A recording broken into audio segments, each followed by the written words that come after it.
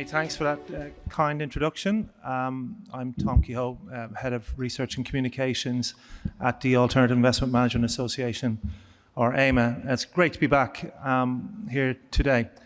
As mentioned, the region has become a real hotbed for activity when it comes to the alternative assets management industry. Just a couple of data points to add to the introductory remarks I picked up just before the panel discussion. The DIFC had, at the end of last year, 40 licensed hedge fund managers. That was up from 13 at the end of 2021. And they're looking at a reasonable forecast of as many as 70 by the end of this year. And that's part of a wider 350 plus asset management community, including all hedge funds and private equity, venture capital, real estate. The ADGM say that they have a pipeline for potential new funds, that is hedge funds, as many as 30 over the coming year, bringing up to 100 asset managers in the ADGM. So why the interest? Well, to try and take me through the next half an hour or so, I've got probably the best panel that I can put together. People who are here on the ground and folks who are looking to come out to the region, not just in Dubai, but Abu Dhabi as well. So without further ado, I'll have them introduce themselves, starting with Ryan. Hi, I'm Ryan Taylor. I'm the Group Head of Compliance and the Chief Administrative Officer for Brevan Digital, which is our crypto division. Hi, I'm Tushar Sial. I run compliance for macro emerging markets and Delta One for Schonfeld, and look after the day-to-day management of Schonfeld activities in the Middle East, including the DIFC. Hi, I'm Clare Curtis. I'm the CEO of Effecta Compliance. We have offices in the UK and the UAE, helping firms to set up and then navigate the regulatory requirements. Good afternoon, all. My name is Thierry Adant. I'm the CIO of Newmarket Capital and Battery Finance. We are a private credit asset manager that we started to incorporate Bitcoin as a second collateral 2 years ago. So let's start with the ladies first. And Claire, if I may, can you give us a sense of what that landscape looks like for alternative asset managers across the UAE? Yeah, I mean, obviously we have the title up here, which reflects the interest of hedge funds in the area. But we should also remember that obviously private equity, real estate, these are all still very much staples of the DIFC ADGM environment, which is the two areas that I tend to focus setting up funds and fund managers. What we have seen is, as you've sort of already alluded to, is a large number of international hedge funds. If any of you are on the social media for ADGM and DIFC, you'll see almost every other day a new name being announced by one of the regulators or one of the free zones to be either interested or actually setting up here. And the interest really is coming from not just the US, for instance, it's also from Asia, from Europe, a lot of movement from the UK. I'm actually based in the UK, and part of the reason is that there are so many firms in the UK or the US looking at the region who have general questions. Where do I set up? You know, why would I set up over there? What are the advantages and what are the things that I really need to be thinking about? So hedge funds, yes, private equity. We're also seeing lots of different strategies as well. So multi-strats coming in, long only, and also probably outside of the hedge fund world, more interest now in venture capital and even retail fund platforms is definitely something that's a growing area. And so Tushar, then let's look at hedge fund specific then. Why the sudden interest, or certainly over the last 18 months, that interest from hedge funds in the UAE? Sure. So I think, well, so Schonfeld, I mean, so the way it started for us was we already had a portfolio manager who was based here, and our firm strategies, we go where the talent is. So it all started with trying to establish regulatory presence for that particular PM, but then I would say soon it became, pretty clear, there were a lot of other advantages. I mean, to start with, I would say, just the immigration side of things, schemes like golden residency and how easy immigration was 18 months ago, as opposed to a lot of the parts of the world which are actually closing the doors. Whereas it's pretty straightforward here. I think there was one big advantage. Then there was huge amounts of investment by the leadership here, I would say, on the software infrastructure. So now it's no longer what used to be 15, 20 years ago that a PM wanted to move here. Now they want to bring their families as well. So schools, healthcare, just the lifestyle itself. I would say that's the other. And the third thing for us, just the access, the connectivity from a travel standpoint, but also for portfolio managers who are trading the globe. You can cover a lot of the time zones here sitting in Dubai. So I would say a lot of advantages. So shifting then from Dubai to Abu Dhabi, and you got Thierry here and Ryan here also, and welcome to them both. Thierry, let's go to you first and we get Ryan's perspective as well. But you were in the process of setting up here. So can you take us through your journey? What have been those milestones in terms of setting up today? What have been your experiences? And then, Ryan, if I could then have you react to that in terms of someone who's actually set up here and you've been here for several months now. Thierry, how about you go first? Sure. So we're an employee-owned partnership, and the key decision was really a strategic one. About 2 years ago, we started to develop the strategy. Having started in 2013, it's gone very well, but we needed to address what we think are the two major challenges. First is inflation, and second is the rise of technology. And being a credit investor focused on real assets, that felt like a significant headwind. But we found Bitcoin, and Bitcoin helped us manage both, given its characteristics. And the attraction for us, looking at the UAE, but in particular Abu Dhabi, is that it has super clear clarity from a regulatory perspective. This is 5 years of experience. Not this year, 5 years. And they also have a private credit framework, so it aligned very well. The second thing is, as we started to look for the key areas of growth, for us it was natural to look at another market. And we see Abu Dhabi, in particular, as strategically well connected to the rest of the world that we cannot cover from the US. I have been living in New York. I've been moving to Abu Dhabi next year. And that connectivity to being on the ground with those areas of growth and innovation is going to be really powerful for a business. So it's very much a decision based on investment capital, but also what the recipe that needs to be done for us to achieve our goals of running battery finance. Ryan? Why wouldn't you move here? It's an easy answer, but it's the practical reality of it. We run north of 30 billion globally. We have offices in the US, UK, Switzerland, Singapore, Hong Kong. The one area of the world if you look at a global business, this is the perfect time zone because you can cover Asia, you can cover European opening, you can cover some of the States if you want to stay up late. But some of our traders do. They trade the Fed at 10 p.m. That connectivity globally with those markets, the ability to jump on a plane and get to the relevant Asian markets very quickly, to jump on a plane, get to India, and a number of our PMs are of Indian origin, and so it's far easier for them to come somewhere like the UAE as their first port of call, or if they have family, friends still in India, then it's far easier to be here and jump on a plane and go and visit any Indian city than it would be to go from, say, New York or Hong Kong or any of those other places. But in addition to that, there are a number of other pull factors. I'm surprised I'm the last one to mention it, but tax. Right. It's zero. I moved from the UK in April. It's not zero in the UK, I can tell you that much. It's a very pleasant surprise. I was a partner in the UK, so I used to get paid gross, and then every year I had to write a very big check, well, to me a very big check to HMRC. It's nice not to have to do that. So that's definitely a pull factor. Safety. The UAE is incredibly safe. And if you're in some of those other jurisdictions, it's not necessarily the case.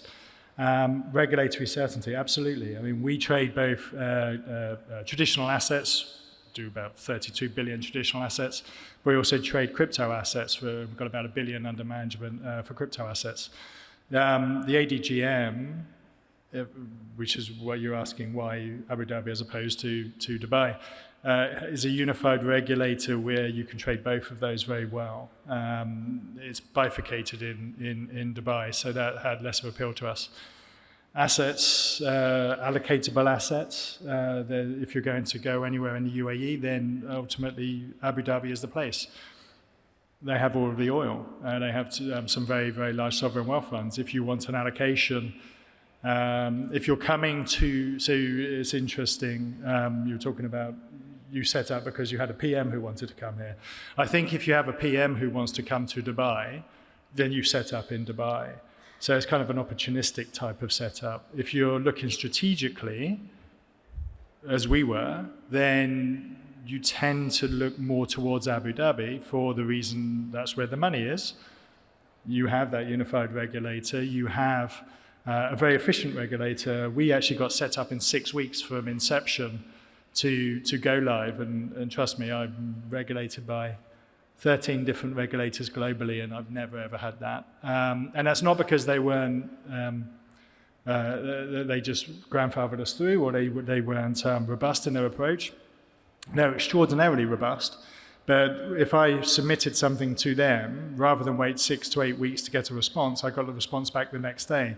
Very informed, very intelligent questions, very probing questions, but it was the next day. And that sort of interaction with the regulator, we actually also needed to get an exemption from an element of the rule book. And most regulators, if you actually go to them and say, I want an exemption, you can spend a lot of time and a lot of money and end up with the answer no. We explained why it made sense for that particular element of the rule book to be disapplied. And we got that exemption in 3 days. Again, never seen anything like that anywhere in the world. But not because they were being soft, but because it made sense. There was an open dialogue and a proper dialogue to illustrate why that particular element of the rule book wasn't applicable. And they saw sense and they disapplied it. So you take that established regulation, which is largely based on the FCA rulebook. Sorry if there's any regulators here, but same with the IFC and DFSA. So it's a familiar regulatory rulebook, but applied by a sensible regulator who's prepared to communicate and have dialogue with the industry. You take the time zone. You take the zero tax rate. I wasn't sure if I mentioned tax, but again, it was a relevant factor certainly for me. You haven't mentioned the weather yet. No. Well, and the weather's a hell of a lot better than the UK. So although in the summer it's a bit hot, I must say. I moved in April, so I've experienced a UAE summer now, and I'm glad for air conditioning. But so you have all of those pull factors, but then you have the push factors from the other jurisdictions as well. Oh, sorry, one other pull factor. You've got GDP growth last year here of about 10%. It's slightly less, but a lot, far higher than anywhere else in the world. Can we just bring in Clare and Tushar as well, just in terms of give the view from Dubai? Mm-hmm. So we've heard the view from Abu Dhabi. It seems to me that the best of both worlds would be to have a base established in both places. But what's the pull factor? Anything different, Dubai over Abu Dhabi? Clare, Tushar? I mean, I would say, well, just licensing, authorization requirements. Yeah. So from our experience, I mean, the ease of doing business, which is a big factor, right? So I would say one of the big things was you could actually set up a managing office whilst you're seeking regulatory authorization. So I think that helped. In terms of setting up our infrastructure to recruitment, even opening a bank account. I mean, it takes like 3 to 4 months just to open a bank account. So just imagine if you cannot convert your managing office into a regulated entity, you have to go through that process again, adding to the timelines. So I think that is very helpful in the DIFC. Second, I would say there was an open dialogue. I mean, one thing which became very clear was, I personally, I'd only heard about, the IFC, for example, have been established based on soundings from the industry, but to experience that firsthand, that's exactly what happened. That you could have a dialogue both with the DIFC as well as the DFSA. So I think it was very helpful in that sense as well. Clare, do you want to add anything to that? Yeah, sure. So we deal with both regulators. Right. So we get to see it perhaps at the coal face. I think that Abu Dhabi probably were quick off the mark at making sure that they process these applications pretty quickly, because they knew how important it was to get some of these big names into the region and specifically into the ADGM. I think the DIFC probably was the initial starter, and therefore did quite a lot of the legwork and asked a lot of the questions, because I think hedge funds are still very new to this region. So they were asking the questions, they were trying to work out how the rule book really works for a hedge fund, because it hadn't really been set up for that type of environment. But now, sort of at least 1 year later, we're seeing the DIFC's application process has sped up a huge amount. We've also seen a lot more cooperation in sort of similar things to, as Ryan is saying, having that conversation, saying, well, I understand why we have this bit in the rule book, but it doesn't really work for the type of firm that we are. So I think, having been based in the UK now for 3 years, and having been based there for 3 years, I also echo what Ryan is saying. Why wouldn't you be based here? And tax is an important one. Is that you can actually sit with the regulator. On both sides, ADGM and DIFC, you can sit with them, you can have a conversation. They are with people who actually understand your business. And you can also then actually get reasonable answers. We have, however, seen now, probably in the last sort of 3 to 6 months, firms looking at setting up in both DIFC and ADGM. And that creates all sorts of amazing conflicts that you wouldn't have even imagined until you start doing the process. And there we have seen a bit of a difference in regulatory approach. So things like double hatting. We know that that Abu Dhabi is just down the road effectively, and yet what we're looking at really is two very separate entities. And some people are saying for DIFC, it's much more vibrant from a staffing perspective, from a talent pool perspective, from an infrastructure. It's been around a lot longer. But from an ADGM perspective, you are very near to those sovereign wealth funds. It is an area that is definitely on the up, and is providing proper competition now to DIFC, which potentially we didn't have a year ago. And so now we've got these two financial free zones competing almost with each other. One saying, for instance, the ADGM seems to be much more flexible on things like the double hatting compared to the DFSA, who have said it's absolutely no way. So you have these issues to grapple with, and then you have to say, well, why are people setting up in both jurisdictions? And the reason is very much the reasons we've already kind of touched on. Where do your portfolio managers want to be? Mm-hmm. A lot of them want to live in Dubai, but who wants to get access to those sovereign wealth funds? Well, yes, of course, we want that as well. So now we're actually looking at that interesting scenario of having two financial free zones very close to each other, almost vying competitively.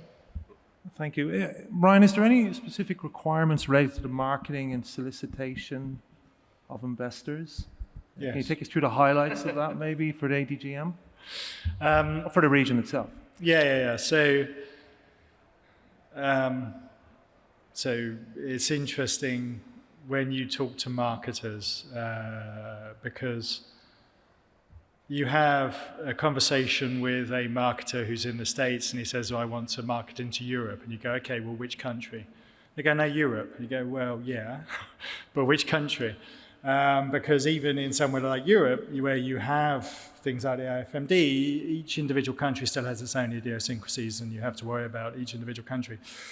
You get that even more so when people say they want to market into the Middle East, because those that are not particularly familiar with the region will sometimes conflate numerous different countries as one grouping, which is obviously wrong. So what does DFSA or an FSRA/ADGM license give you from a marketing perspective? It enables you to market effectively in those free zones. But it doesn't give you a passport to do a GCC marketing approach. Some people think that it does, and some people will use their offices to do that. Certain countries in the GCC have a tolerated practice approach, fewer than what you used to have, but there are still some that do it, where you can fly in or you can sort of respond to reverse inquiries and such like. So Does it give you carte blanche to go all over the region? No. Does it give you the ability to market within the relevant free zone? Yes. You can also, if you're marketing to some of the sovereign wealth funds and some of the sort of supranationals, then you can also do that. What you can't do is you certainly can't touch retail. And the majority of other potential investors you will also have difficulty touching. There is talk of a passport, but there's been talk for a number of years. I personally don't think that it will happen. And the reason why I don't think it will happen is because all of the countries here are looking to develop their own equivalent of a free zone. So why would Saudi, as an example, allow people to come from Abu Dhabi or Dubai to market into Saudi on the basis of a passport? It doesn't give anything to Saudi. Whereas if you force people to actually set up in Saudi to be able to market in Saudi, then there's a rationale for doing it. So you have to be careful with what you do. A lot of people play fast and loose with the marketing rules, but that is quite dangerous because actually it can be a criminal offence in certain countries. And in addition to that, it can also give your investor a put option so that if your fund loses money, they can come back to you and say, well, you illegally marketed, give me my money back, which is not nice. Our funds don't lose money anyway, but theoretically if they did. Tushar, do you want to react to that? I mean, I would just say, I totally agree. A GCC-wide passporting regime, I mean, that's a long shot, but I think what is achievable at least, and which would be helpful to people like ourselves, is a UAE, collaboration between mainland authority as well as a free zone authority, regulatory equivalence, or at least recognition. We know that if you're locally domiciled here, that passporting works across UAE, but if you're a foreign fund, there is no equivalence between mainland and free zone, so I think that is something which would be very helpful for us. Yeah, that's the key point, actually. If you have a locally originated fund as opposed to a Cayman fund, as an example, you can market within the UAE. Okay. Yeah. Interesting. Just coming back then to cap raising, and Thierry, as we said, you are in the process of moving over here. I was going to ask, what's the secret sauce? But I mean, we all want to know that. But clearly coming out here is important to get in touch with LPs, yeah? But what are the types of conversations you're hearing from investors on the ground here as you look to establish and raise capital? Well, the first thing I was told by a local was, it's going to take a while. And it's kind of true. To establish relationships, the region, the culture here is not one that is actually well suited for fly in and fly out. Business has been done for decades like that, but having spent now quite a bit of time or last year and a half, it's changing, and also the expectations are changing. We talked about the local feeders helping establish marketing. There are also rules changing in favor of locally established players, and you have Saudi now also starting to make inroads to increase competition around the region, around the free zone. So the first advice is it has to be a strategic commitment to the region, and in particular to your free zone, and think about it as a medium-term plan at a minimum. Medium terms is counted not in years, but maybe a decade plus. And if you can have that ability to see through that time, you're probably going to be successful. There is truly an ecosystem that supports, that helps as much as it can. And in ADGM, where I know, they do encourage a lot of collaboration. So it was this expression, a red carpet rollout, but it was kind of like, here's all the things you need to do, here are all the contexts, we've narrowed down to the service providers that you need, these are the ones we like, these are the ones that you should be careful about, and pretty straightforward. It does take time. I'm actually quite lucky that it took him 6 weeks. Probably that's not a realistic expectation right now, given the increased amount of activity happening, but it is a pretty smooth process. It is a pretty well-out process. It's based on good practices in the Western world. They've taken really the best bits of basically all jurisdictions and applied it in a way that is very logical, very pragmatic, and the one that I'm most excited about is they're willing to engage. They're willing to engage in a way that is both regulatory open, but commercially open too, right? They know the reality. In the end, they're here to develop the local economy. One of the things that excites me the most is that this region, and generally around this region, Africa and Asia, is where growth is happening really, where we're going to see the growth over the next 20, 30 years propel the global economy and society forward. So we want to be here, but also the people see it. They want to have an economy that is not, as we heard from the minister earlier, is not oil dependent. It will be services consumer-led in the very near future. It has 70% plus, as he was saying. So it's a very vibrant community. So I would certainly encourage for people that have the time frame, that commitment, to consider the region. It has its nuances, so take the time to get to know the people, the processes, get the right advisors. I don't think there is a secret sauce other than take the time to assess, diligence, and properly vet who you're working with and how you're going to do business. But in the end, it can be very fruitful. Thank you. And Thierry, I would say Ryan, yes. there is a secret sauce, which is commitment, which is what you're saying. That you have to be here. You have to build those relationships. So what somebody told me, which is absolutely right, is the region is relationship driven rather than transactionally driven. And for Americans, I'm English, but for Americans, I find it infuriating because they come here and it's like, well, let's do the deal. And it's just like, let's talk first. Let's get to know each other first. Let's build a relationship first. Then we do the deal. So you do have to have that commitment. boots on the ground, yeah, I get that, and I hear that myself.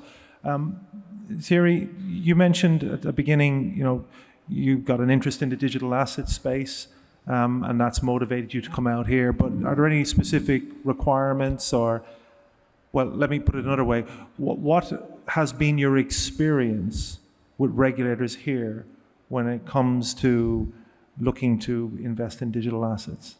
Straightforward? Yes, very straightforward. So I guess we should start with the perspective. Perspective is that I run a business that is SEC registered. So I come from the US perspective. We don't have FCA, we don't have any other regulator. So for us, SEC is the one and be all. We have some Luxembourg funds, but we have an AIFM, so we kind of leave our AIFM, manage all the European and MICA and all the stuff there. Bitcoin is the only thing that has been clear, even for the SEC since 2014, that it was a commodity. But even then, the backdrop, the enforcement, the oversight that they want to do for firms just investing in Bitcoin, that's all we're doing. We're not doing any other crypto. We're not doing lending of Bitcoin. All we're doing is taking Bitcoin as a second collateral. It's frustrating because the role of the SEC is encourage and provide some safeguards, and that's not what they're doing with, generally speaking, the crypto, and very specifically on Bitcoin. It's kind of nonsensical. They're getting to the point that they're preventing, and one of the expressions I've been using is that the US has become its own island as it relates to crypto. The world is moving forward, embracing it, particularly this part of the world, very much on, and the US is being left behind. And that's going to be a competitive disadvantage going forward. They're going to catch up.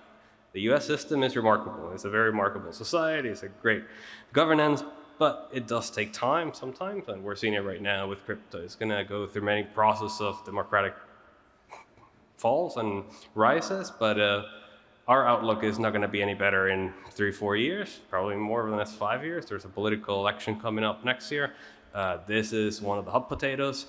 It hasn't risen top 5, but one of our probably expectations, it'll become a top 5 objective of the new administration. In here, it's a contrast. It's like, here, we have a framework. We came when it was already a framework, so we didn't need to engage them to develop a framework, establish guardrails, develop how we should be regulated, how the compliance program should run. It's actually quite straightforward. So actually, for us, it's kind of like, tell us what you've done, let's see what we have to change, if anything. And so far, we haven't needed to change anything because our investment products are pretty straightforward, pretty simple. Right. Ryan, do you want to get in on that? Obviously, you're also got an interest in that space? Yes. We run a global business from a digital asset perspective. We adhere to all relevant regulations in those relevant jurisdictions. Some jurisdictions are easier to operate in than others. Very political. Clare, I mean, there is also a regulator here in Dubai that looks at that space too. Like, what can you tell us about that? Any updates there? Well, I mean, I think when firms are looking at the region, this is probably one of these kind of key questions, what is it you actually want to do here? Because that will determine really where you actually want to set up. So we have DIFC, we also have VARA, the Virtual Assets Regulatory Authority, which is more what we would call onshore. And obviously we have the ADGM. If I'm really honest, I think the DIFC has been a bit slow on the uptake of crypto. I think the ADGM has moved much quicker in that area. But I also think that we're looking now at sort of a slight change in what people are looking to actually set up. So until probably pre-pandemic, we were looking very much at people that were just coming over here and really arranging and advising. They were doing what's called category 4 type business. They were just here to tap the investors for the investments back into the funds. Whereas now we've seen a real shift, and we're now bringing in the portfolio managers. So if your portfolios have got a high degree of crypto, or to be fair, any degree of crypto, you need to really be thinking about where is it that you should be basing that fund manager. And it's one of those very first questions that we ask people is, what do you actually want to do here? Because that really will determine not just where you set up, but who are your investors? What do they really need to see, and what kind of structures do they need to see? And this is where we will start getting more interest as well in those local funds that we spoke about, because there is a fund passport around the UAE, but it is purely for local funds. People aren't comfortable with that just yet, and it is always driven by investors. So you have to really think about what it is you're trying to do, who it is you're trying to do that with, to work out where to set up. And the reality is if you're heavily into the crypto world, ADGM is a very good option.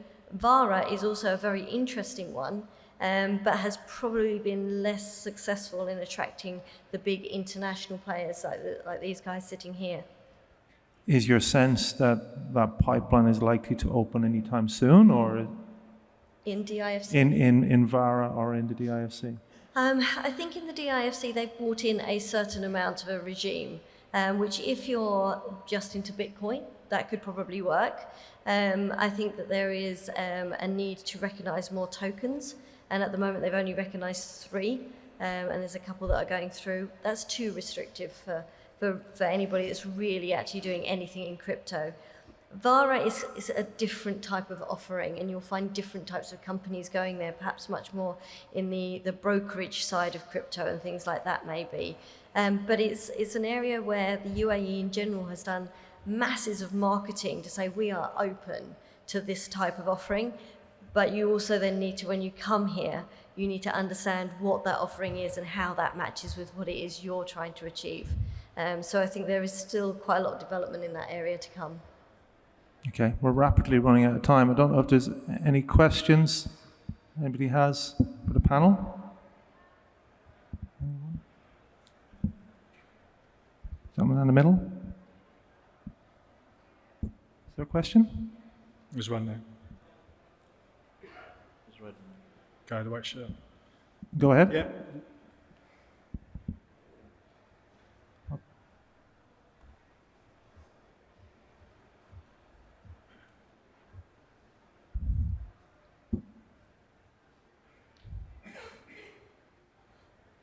Hi. I just had a question about, you were mentioning if the fund is located outside the country, like Cayman or Mauritius, then you can market across the country, or you cannot market? You cannot market. cannot. So you have to have a local fund to be able to market from either the DFSA or the ADGM. So there's a different regulator. There's ESCA, who oversees onshore marketing. And if you've got a local fund, then you have more flexibility to market locally. Now, people view that if you have an onshore feeder, onshore in the offshore center, so a feeder based in the ADGM or the DIFC, then that can be potentially marketed even if the master fund is a Cayman master, as an example. So there's flexibility and there's ways and means of being able to do what you need to do. But if you really want full flexibility for marketing, and again, it's only within the UAE itself, then you need to have at least one element of your fund onshore, so that would be your feeder. Okay, and so if you have it in DIFC, for example, you can still market in Abu Dhabi as well? Yeah, it's UAE wide. Okay, and the last question about the tax, you mentioned there's no tax, but Now the corporate tax of 9% is coming. So someone mentioned to me that if you make money out of the UAE, then even if you're in a free zone, you still have to pay 9% tax. Is that true, or? I mean, our understanding is that UAE plans to, will honor their 50-year tax break. So that's, I don't know, Ryan, if you have a different view, but yeah. Yeah, I mean, there's a lot of discussion about this one for obvious reasons. There's an interesting intersection between the onshore and the offshore, the free zone and non-free zone, because the free zones did give guarantees. So as an example, the ADGM gave a 50-year tax guarantee. So if you suddenly actually start leveling corporation tax locally, then does that invalidate the guarantee? There's still discussion ongoing in relation to it. But it also depends on what you're doing. Whether your activities, sort of taxable activities within the area anyway. So you'll have lots of fun discussions with your tax planners, with your transfer pricing experts, etc. I'm sure you could do an entire panel on it. But there are guarantees in both of the free zones that it should be tax-free for 50 years. And as I understand it, the DIFC guarantee was issued sooner than the ADGM guarantee, so that should expire sooner. But if it's a 50-year guarantee, I'll be dead, so I don't care. Any other? We are out of time, but anybody else have any other question? There's one more. There is one, yeah, okay.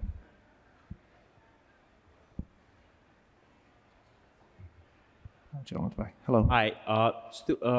You all spoke about how it's easier to set up between both of the markets, but just any perspectives on ongoing compliances, or going in for exceptions at the end of the fund life, etc., between ADGM and DIFC? Do you want me to take that? Yes. Yeah. Yes, Clare. So I think from an ongoing compliance perspective, I think the regulations still need a bit of development for hedge funds. There's lots of reporting requirements that for any regulated entity. And once again, it depends a little bit what you're set up here for as the Category 4 or the Category 3C. I think that ongoing we'll see DIFC next year looking at revamping some of its asset management framework, and a lot of that will take into account the new risks that are posed by the hedge funds. But I think we're also going to see, now we've had much more of a push for AUM to actually be held here in the region. Especially with that, we're talking about the sort of the marketing of local and foreign funds and things like that, that we'll have to see a tightening of the framework specific to hedge funds rather than the generality that we're seeing at the moment. So as I think Ryan probably already said, that most of the regulations here are based on what we have as the UK FCA. They kind of strip out some of the complexity and they've plonked them into the DIFC and into the ADGM. So from an ongoing perspective, there's not much that's different to what you wouldn't be used to in any other sort of international market, but you will start to see that there'll be a tightening and a focusing of the regulations, because there has to be with this kind of newer type of investment fund that's come through the door. I think time has run out. Time is against us. The title definitely lives up to its name. It certainly is a hedge fund hotspot. It'll be interesting to see what happens over the coming 12 months. The panel will be around. I'm sure you've got plenty of other questions, but I've been told that they'll be pottering around for the rest of today. Thank you very much for your time, and thank you, of course, to my panel.